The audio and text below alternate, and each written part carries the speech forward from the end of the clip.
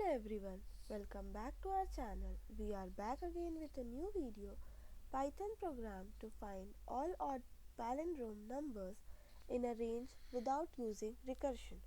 So let's start this with the program. Here in the first line, this line defines a function called isPalindrome which takes one argument n, a number. Now the next line, this line converts the number n to a string and stores it in a variable s. Now the next line, this line checks if the string is the same as it is reversed version. This checks the reversion of the string. Now if they are the same, it means n is a palindrome. So the function returns true.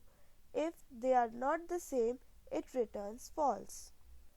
Now in the next line here, this defines another function named find odd palindromes that takes two arguments, start and the end, the range of numbers to check. Now in the next line here, this initializes an empty list called odd palindromes where we will store any odd palindrome numbers we find.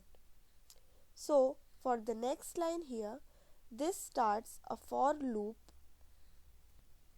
and the loop goes through all numbers from the starting to the ending inclusively, and here the range includes end in the loop. Now for the next line here, this checks two conditions for each number.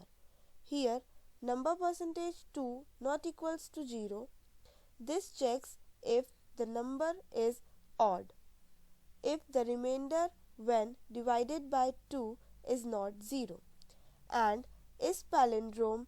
This checks if the number is palindrome by calling the isPalindrome function. Now for the next line here, if both conditions are true, the number is odd and a palindrome, then the number is added to the odd palindrome list. Now for the next line here, after checking all the numbers in the range, the function returns the list odd palindromes that contains all the odd palindrome numbers found.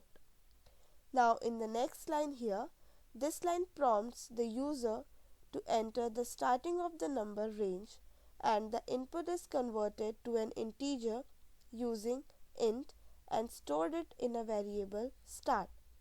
Now same for the next line here, this line prompts the user to enter the ending number of the range. The input is converted to integer using int and stored it in a variable end. Now for the next line here, this line calls the find odd palindrome function, passing the start and end as arguments, and the result means the list of odd palindrome numbers is stored in the variable result. Now for the last line here, this line prints the result to the console showing the list of odd palindrome numbers between the given range. So let us check this program, as we need to enter the starting of the range and now the ending of the range. Hence odd palindrome numbers between 10 and 100 are displayed. So thanks for watching this video.